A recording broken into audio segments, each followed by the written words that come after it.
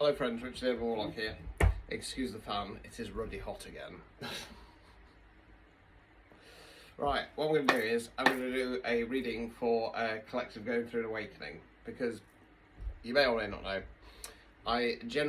people are drawn to me, they're either going through an awakening, and I've had a lot of them recently, stuck in a karmic cycle, situationships, or been to hell and back. I'm an activated reader, I'm here to wake you up. Break that programming. Okay, it's down to you to make the changes.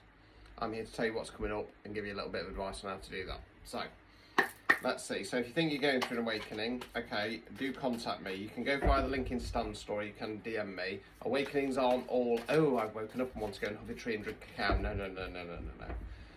That's BS.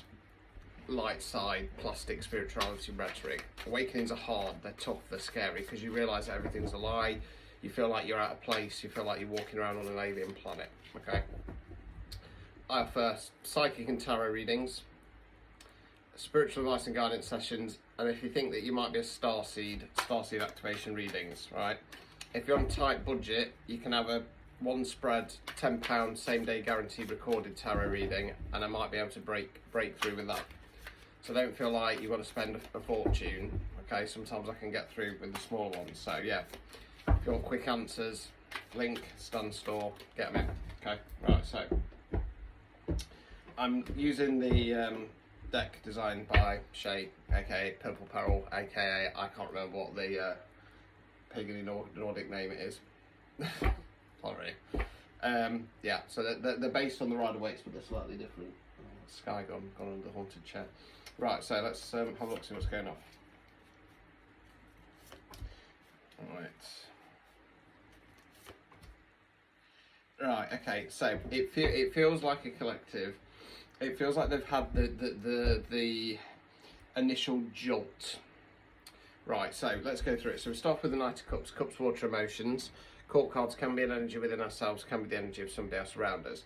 Knights don't have the knowledge or experience of the kings and the queens, more so than the pages, but they're more about forward motion. This knight's coming forward and offering the cup, so it talks about an emotional offer. Now, because I'm going to go through it at the moment, we then got the Queen of Wands in the reverse position. Wands, fire action. Queens are feminine energy, kings are masculine energy. In tarot we talk about energy, not gender, so it can be a man, woman, somebody non-binary. Now, I'm going to say this is yourselves, okay? Queen of Wands, it can talk about toxic femininity, but I don't want to go there. I feel like because you're having this awakening, you might be kind of hitting the dark night of the soul area. Now, the Queen of Wands in the reverse position she can be prickly, okay? She can be standoffish and she can be defensive, okay? Yeah. What it feels like, this is a partner, this is a friend, this is a family member who are going, come on, let's go and do this, you know, because you've gone. I feel like everything's out all over the place. I feel like I'm out of sorts. I feel like I'm not supposed to be here. I feel like I don't know what I'm doing, and they're like, ugh, right, okay, well, do you want to go out for some dinner? And you're like, no, leave me alone. Right. We've then got the Six of Swords. Swords are where we think, words we use. It's about going in a new direction, going on to calmer waters. Now, there is sorrow attached to it, hence why we've got the figure there with the head down, okay? So, basically, you know that you're having to move away from this person, or it could be a collective, because it can be an environment. You know, there is emotion there, but you're like, I don't want to be here anymore. You know what I mean? And not as in a, but more as in like, I can't be in this space, I can't be in this environment. Because like I say, everything feels alien to you. Alright, let's continue. Right, so we then got the Three of Swords in the reverse position. Swords are where we think, words we use. Upright position, this is the heartbreak card, for obvious reasons. Now, although it's the heartbreak card, it's swords, so it's the way we think about things. I feel like because you're going, right, I need to go in this new direction, and I need to chase that new job, I need to go to that new area, I need to separate from this collective and find my soul tribe, whatever the situation is. You start to go, I've got to let the past go, you know, as horrible as it sounds, I've got to let that go. We then got the Judgment card, so this talks about either internal or external judgment. Okay, starting to judge yourself worthy of more, okay. Overall outcome card. Three of Wands in the reverse, Wands, fire action. So this is about going in a new direction. That's you there, you've turned your back in the past, you're about to take your first steps out into the great unknown. You're still resisting, right? Obstacles or blockages. The Fool. So the Fool is the very first card in the tarot deck. The Fool isn't a fool. The Fool is called a Fool because he gets his bag. He's a little husky dog on this deck, by the looks of it. And he goes off wandering. We call it Leap of Faith card. Basically, the obstacle or blockage here is, because we ended on the Three of Wands, you're supposed to be starting this new cycle. You know you're supposed to be starting this new cycle, but you're not taking that jump into it. Final card, removing any blockages. High Priestess in the reverse position. So the High Priestess is one of the Divine Feminine. She's Divine Feminine on a more spiritual base level. Now, upright position is about balance. Okay, we've got the black and white pillar either side of her. Love and light doesn't work. Just one more time for those in the cheap seats at the back. Love and light doesn't work. No. Being nice to people, turning a blind eye, it doesn't work. There's a lot of narcissistic people out there. It doesn't work with them. Okay, got it.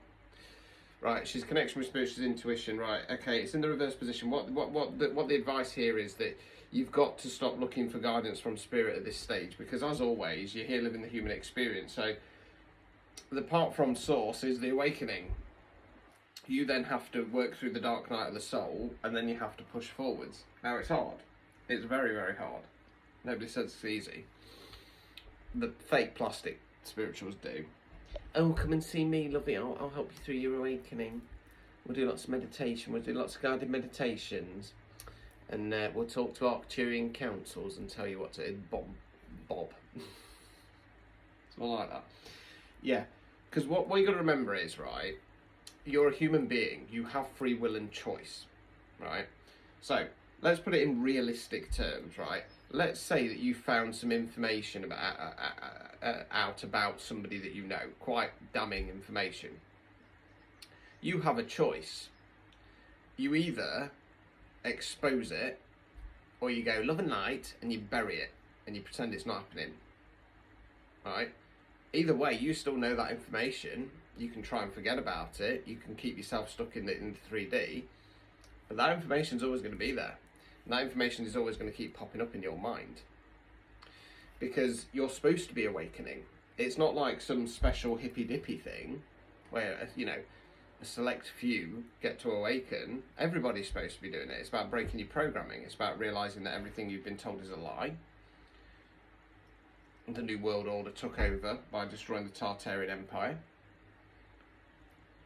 You know, and it's about seeing past that. Now, it is a, one of our phrase, a mind F-U-C-K. Because, you know, nobody likes to feel like they've been lied to. More importantly, and this is what gets people don't like to feel duped.